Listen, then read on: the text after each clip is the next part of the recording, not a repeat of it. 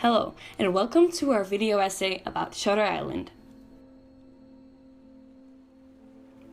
In our video essay, we're going to take a look at the field of tension between storytelling and perception in the film Shutter Island by Martin Scorsese, using a cognitive approach.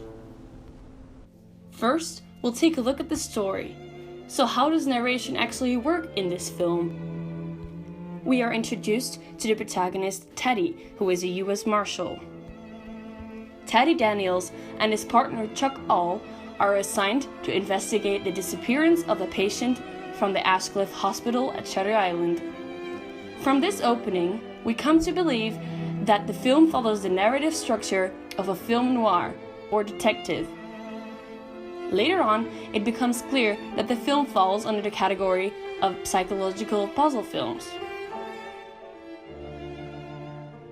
When we look at the director, though, this choice of narrative is not so surprising. Scorsese applies the classical Hollywood style, but also uses non-conventional elements to create a certain mode of narration.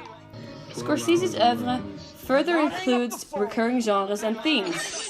In films such as Taxi Driver, Wolf of Wall Street, and Goodfellas, themes like sadity, anti-heroes, and male domination occur repeatedly.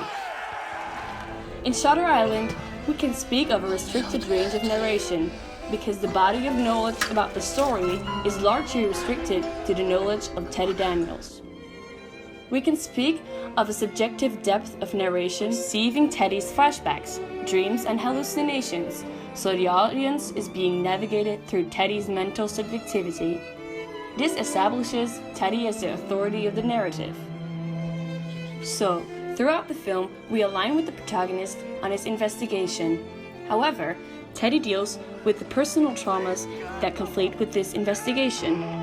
Dr. Colley explains to Letus that he is actually a patient in Ashcliff as a result of his traumas. The investigation turns out to be set up in order to cure his insanity.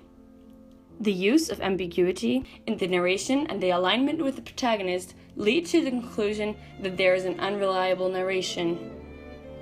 The two forms of narration are reflected in the motives of the film. These motives are connected to the narrative and combine in the overarching aspect of perceived subjectivity. This can be seen in certain motives, such as water and fire.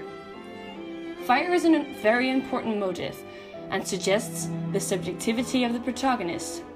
For example, Teddy's alter ego is a pyromaniac. He fulfills his role by setting the car of Dr. Colley on fire.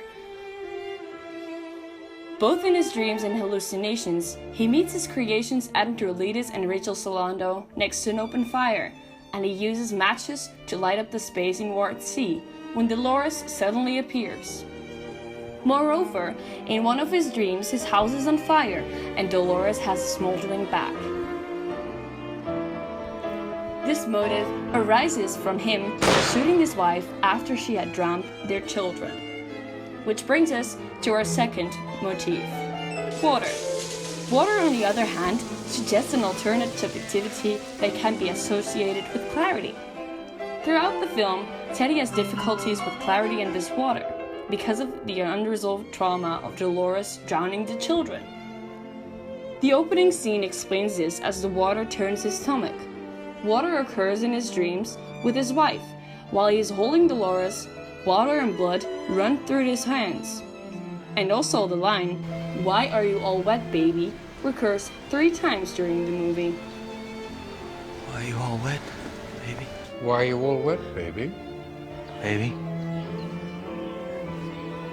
Why are you all wet?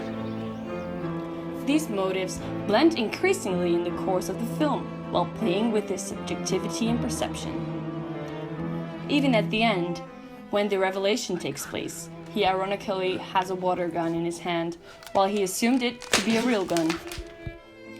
Obscuring factors is another aspect, and can be seen in motives such as smoke and fog, but also the storm on the island. These motives contribute to the blurred mental state of the protagonist. Another motive is circularity, and suggests the cycle of Teddy's mental state. This motive is reflected in the circular motion of the spinning record on the phonograph, but also in the camera movements and in the stairs of the lighthouse. Besides, it is the second time Dr. Colley tries to cure his sanity by this method. In addition, there's also duplication of perspectives, a motive recurring in the mise-en-scène and editing. The first time we encounter this is in Lida's dream. Dolores suddenly appears with a bottle of whiskey in her hand, where in the next shot, the bottle has disappeared. But also during the interrogation of the patients. Kearns drinks out of an invisible glass in one shot, while in the next shot, she puts down a visible glass. Eventually, Lida shoots Dr. Colley with his gun. The reverse shot shows blood splatters, though in the next shot, these splatters have disappeared. So the motives suggest the tension between storytelling and perception. The unreliable narration and the motives in the film suggest that there are different worlds. The narration and the motives in the film are part of a construction that is self-reflective. One of these worlds is the subjectivity of Teddy. We experience this through his perception, his dreams, hallucinations, and flashbacks. Then there is a supposed objective perspective. This distinguishes two different worlds. All these worlds can be seen as a mise en abîme.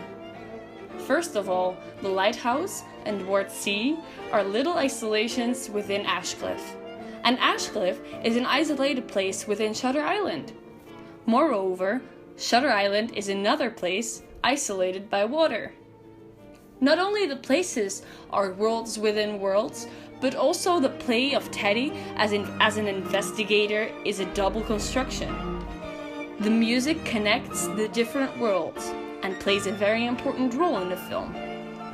The film is about a construction of reality, which is ironic because a film is in itself a construction of a reality.